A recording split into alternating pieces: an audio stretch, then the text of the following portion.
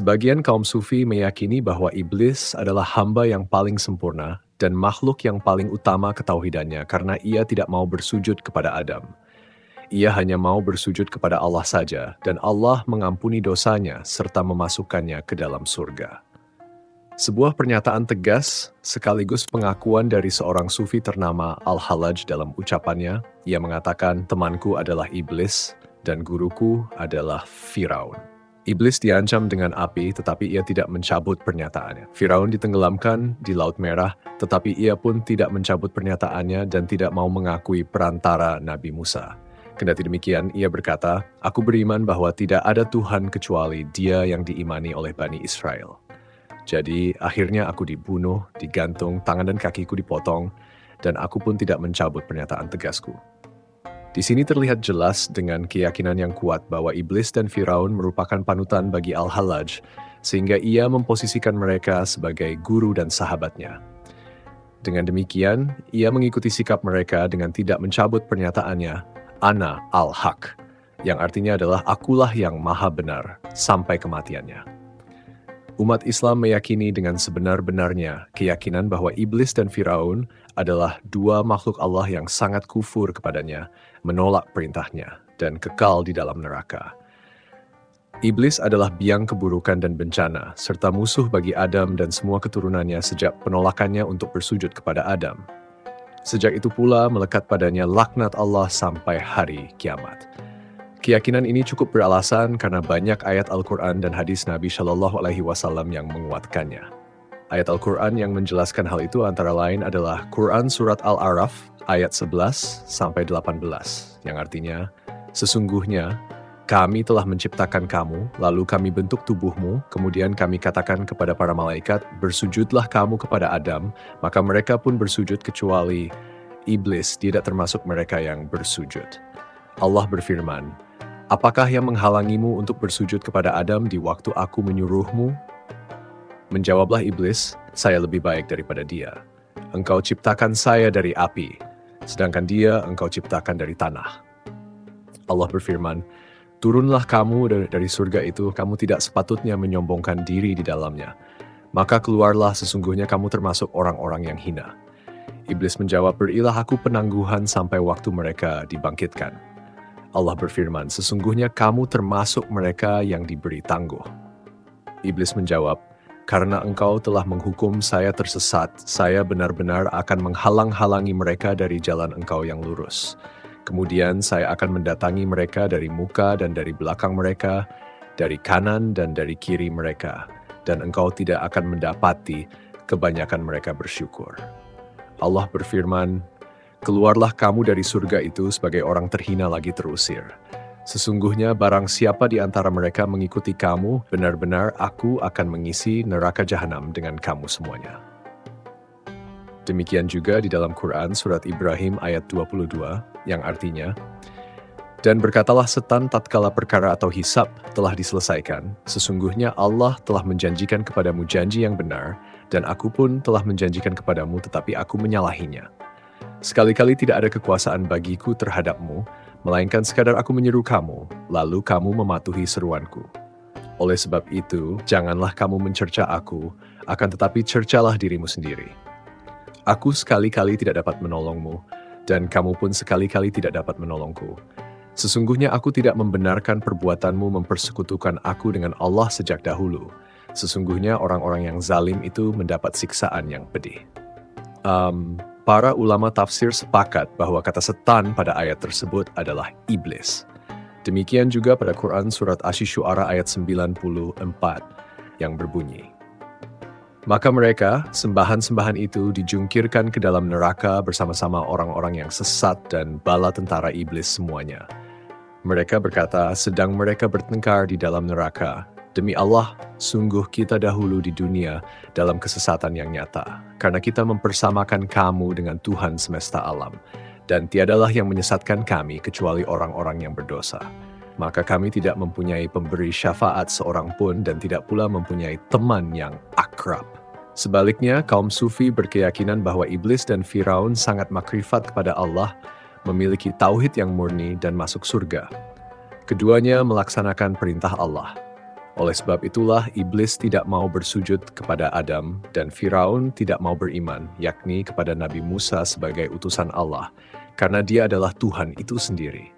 Oleh karena itulah dia istiqamah dengan pernyataannya yang sangat populer, Ana Rabbukumul A'la, yang artinya, Aku adalah Tuhan kamu sekalian yang maha tinggi. Lalu, bagaimana pandangan para sufi yang lebih luas mengenai iblis dan Firaun? Bagaimana argumen mereka?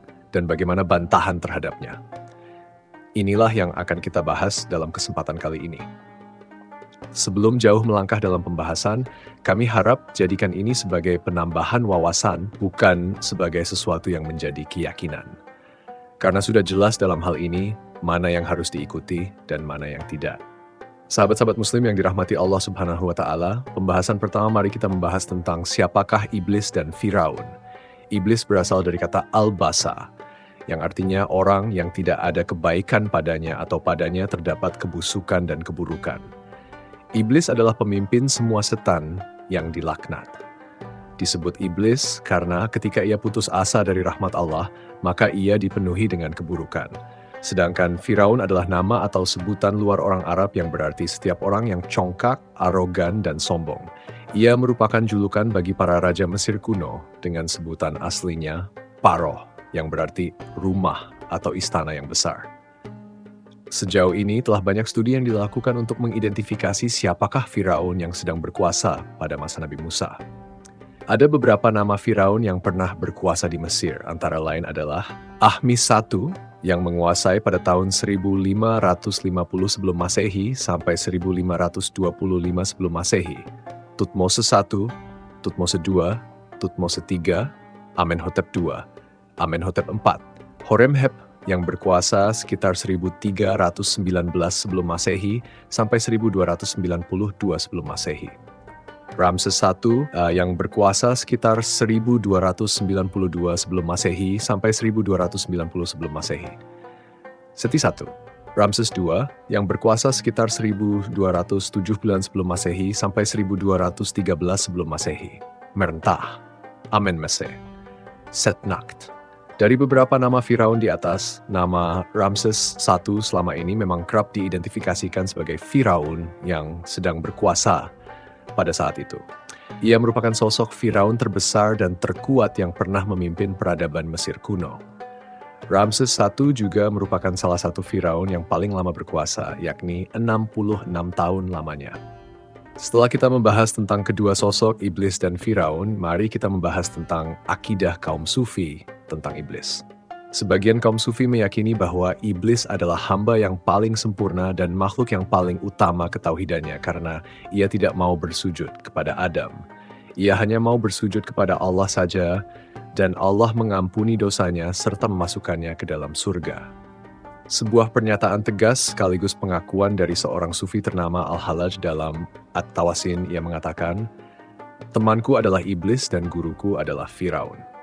Iblis diancam dengan api, tetapi ia tidak mencabut pernyataannya. Firaun ditenggelamkan di Laut Merah, tetapi ia pun tidak mencabut pernyataannya dan tidak mau mengakui perantara Nabi Musa.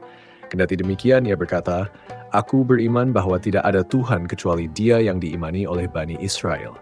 Jadi akhirnya aku dibunuh, digantung, tangan dan kakiku dipotong, dan aku pun tidak mencabut pernyataan tegasku."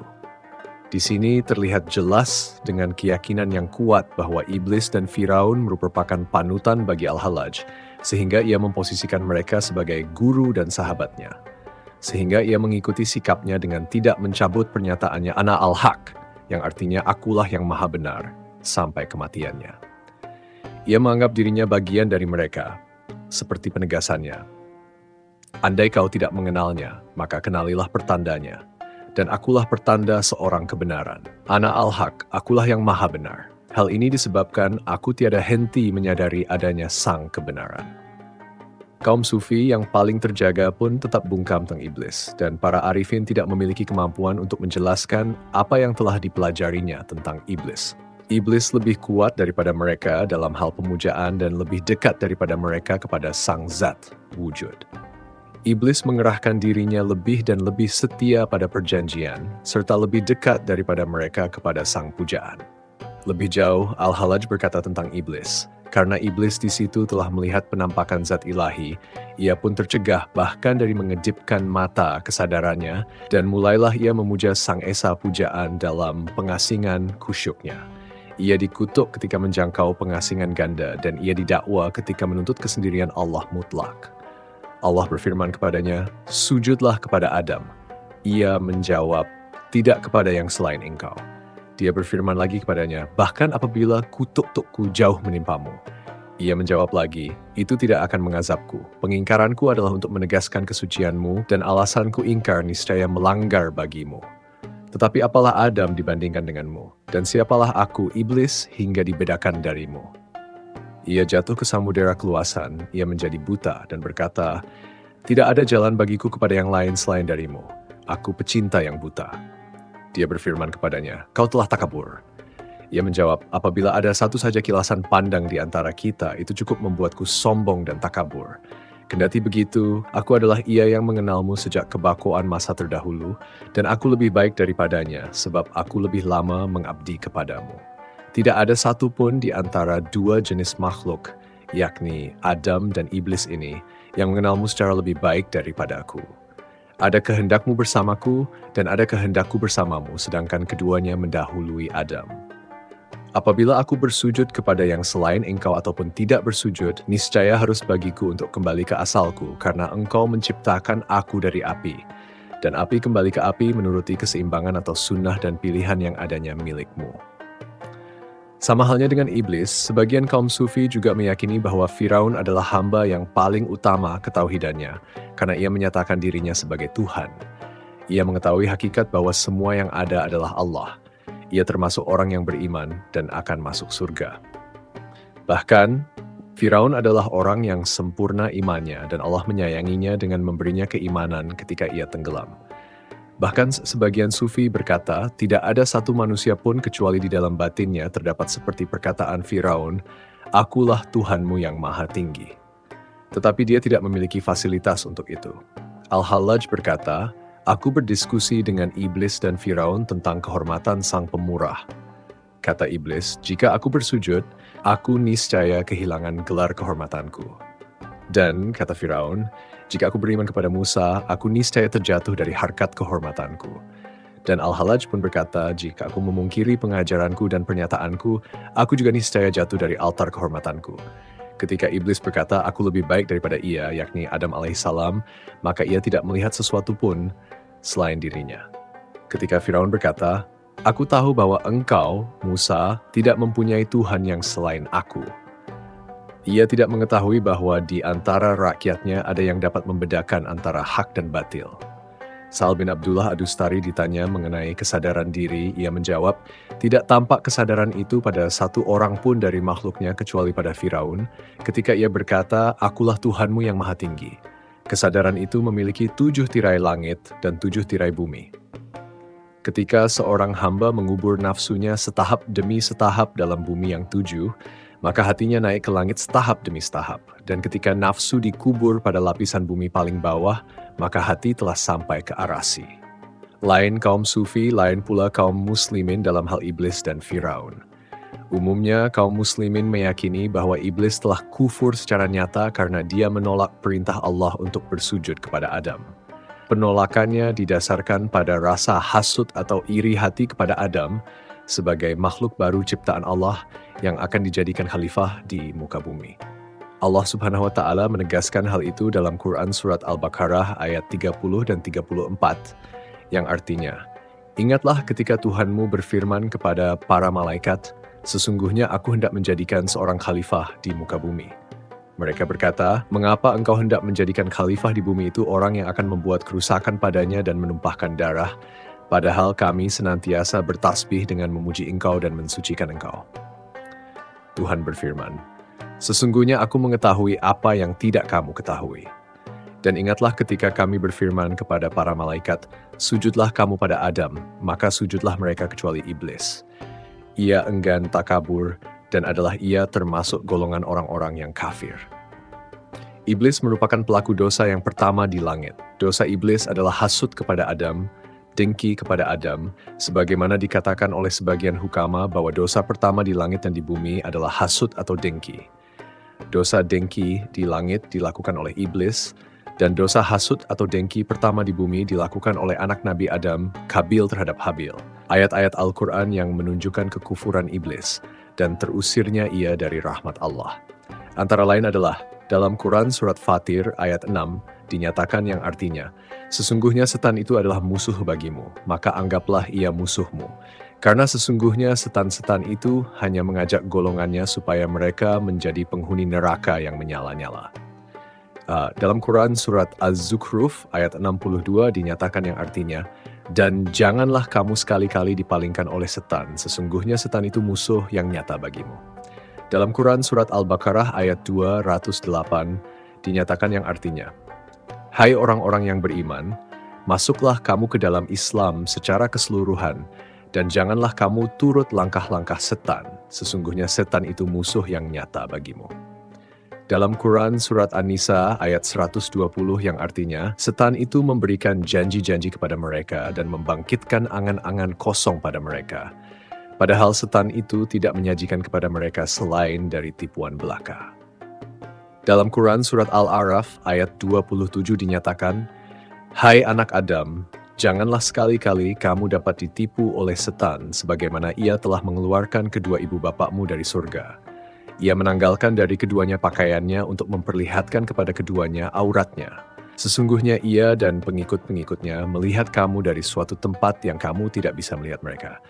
Sesungguhnya kami telah menjadikan setan-setan itu pemimpin-pemimpin bagi orang-orang yang tidak beriman. Dalam Quran Surat Al-Hajj ayat 4 dinyatakan, yang telah ditetapkan terhadap setan itu bahwa barang siapa yang berkawan dengan dia, tentu dia akan menyesatkannya dan membawanya ke azab neraka. Ayat-ayat tersebut sudah cukup menjelaskan kebatilan akidah sebagian kaum sufi yang menyatakan bahwa iblis menerima perintah Allah dengan kecintaan yang tinggi kepadanya dengan tidak mau bersujud kepada Adam. Jika benar bahwa iblis menuruti perintah Allah, maka ia tidak akan kekal di neraka. Ternyata bukan hanya Islam yang menyatakan tegas kekufuran Firaun, bahkan agama Yahudi dan Nasrani pun menyatakan hal yang sama. Ketiga agama besar ini sepakat bahwa Firaun adalah makhluk yang paling kufur. Oleh karena itu, tidak ada kisah orang kafir dalam Al-Quran yang dibeberkan secara panjang lebar di beberapa tempat, kecuali Firaun. Dalam dunia tasawuf, Firaun dapat dihubungkan dengan ajaran Ittihad dan Hulul. Berikut ini adalah komentar seorang sufi besar Ibnu Arabi dalam Babul Asrar. Ia berkata, seorang yang arif tidak boleh berkata, aku adalah Allah, walaupun dia sudah mencapai derajat kedekatan tertinggi. Hindarilah, wahai arif, hindarilah. Lebih tegas lagi, Ibnu Arabi mengatakan, tidak ada yang mengatakan ittihad kecuali orang yang menyimpang, dan tidak ada yang mengatakan hulul kecuali orang bodoh dan berlebihan. Apakah orang yang berpandangan seperti itu dapat dituduh sebagai penganut ittihad dan hulul? Maha suci Tuhanku. Selanjutnya berkata, engkau adalah engkau dan dia adalah dia. Jauhilah perkataan perindu yang menyatakan ana man ahwa wa man ahwa ana, yang artinya sayalah orang yang saya rindui dan orang yang saya rindu ialah saya. Kami dua jiwa bersatu dalam satu badan. Kalau engkau lihat aku, engkau lihat dia. Bila engkau lihat dia, terlihatlah kami. Jika benar demikian komentar Ibnu Arabi, sungguh hebat dia dalam menolak paham tersebut. Namun sayangnya pernyataannya tentang iblis dan Firaun sama saja dengan Al-Halaj sebagaimana dalam kitab Fususul Hikamnya. Sedangkan ayat-ayat Al-Quran yang menjelaskan sekaligus menjadi dalil bahwa Firaun adalah seorang yang kufur dan termasuk penghuni neraka. Di antaranya terdapat dalam Quran surat Hud ayat 96-99 yang artinya, dan sesungguhnya kami telah mengutus Musa dengan tanda-tanda kekuasaan kami dan mukjizat yang nyata kepada Firaun dan pemimpin-pemimpin kaumnya, tetapi mereka mengikuti perintah Firaun, padahal perintah Firaun sekali-kali bukanlah perintah yang benar. Ia berjalan di muka kaumnya di hari Kialu memasukkan mereka ke dalam neraka. Neraka itu seburuk-buruk tempat yang didatangi, dan mereka selalu diikuti dengan kutukan di dunia ini, dan begitu pula di hari kiamat. Laknat itu seburuk-buruk pemberian yang diberikan. Hal ini juga dijelaskan dalam Quran Surat Al-Qasas ayat 38-41 yang berbunyi. Dan berkata Firaun, hai pembesar kaumku, aku tidak mengetahui Tuhan bagimu selain aku. Maka bakarlah, hai Haman, untukku tanah liat, kemudian buatkanlah untukku bangunan yang tinggi supaya aku dapat naik melihat Tuhan Musa. Dan sesungguhnya aku benar-benar yakin bahwa dia termasuk orang-orang pendusta. Dan berlaku angkuhlah Firaun dan bala tentaranya di bumi Mesir tanpa alasan yang benar.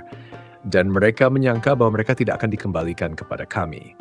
Maka kami hukumlah Firaun dan bala tentaranya, lalu kami lemparkan mereka ke dalam laut. Maka lihatlah bagaimana akibat orang-orang yang zalim. Dan kami jadikan mereka pemimpin-pemimpin yang menyeru manusia ke neraka, dan pada hari kiamat mereka tidak akan ditolong. Dalam Quran Surat Al-Ghafir dijelaskan bahwa kepada mereka dinampakkan neraka pada pagi dan petang, dan pada hari terjadinya kiamat dikatakan kepada malaikat, masukkanlah Firaun dan kaumnya ke dalam azab yang sangat keras. Dari paparan yang telah dijelaskan, dapat disimpulkan bahwa terdapat dua keyakinan kaum muslimin yang kontroversial tentang dua sosok antagonis, yakni Iblis dan Firaun, yang kisahnya diabadikan dalam Al-Quran.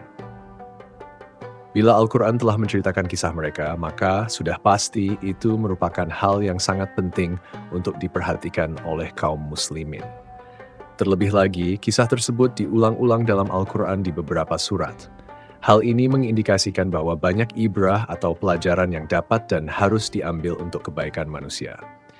Dua keyakinan tersebut adalah keyakinan kaum muslimin pada umumnya bahwa Iblis dan Firaun adalah dua sosok makhluk yang kafir, kafirnya. Iblis tidak makrifat kepada Allah dan ia bukan seorang arif seperti yang dikatakan oleh sebagian sufi. Ia dengki kepada kedudukan Adam dan menolak untuk bersujud atau memberi hormat kepadanya dengan penuh kesombongan. Penolakan untuk bersujud atau memberikan hormat kepada Adam berarti penolakan terhadap titah Allah, serta menunjukkan sikap tidak menghargai Adam sebagai makhluk baru ciptaan Allah. Sama halnya dengan tidak menghargai Allah sebagai penciptanya. Sedangkan Firaun adalah seorang yang kufur dan mati dalam kekafiran. Ia tidak beriman kepada Allah dan tidak mengakui Nabi Musa sebagai utusannya. Baik Iblis maupun Firaun tidak akan masuk surga, tetapi tempat mereka kekal di dalam neraka. Kedua, keyakinan sebagian kaum sufi bahwa Iblis dan Firaun adalah dua sosok pengabdi, pecinta, arif, serta muwahhidin sejati. Menurut mereka, penolakan Iblis terhadap perintah Allah untuk bersujud kepada Adam adalah kehendak Allah, dan ia mengemban misi yang sama dengan Nabi Muhammad, namun dengan risalah yang berbeda. Adapun Firaun, menurut pandangan ini, beriman kepada Allah di akhir hayatnya dan akan masuk surga. Begitulah keyakinan sebagian dari kalangan kaum sufi. Demikian dari kami. Apabila banyak kesalahan, mohon maaf yang sebesar-besarnya. Al-Haqiqah fala takun minalin. Wassalamualaikum warahmatullahi wabarakatuh.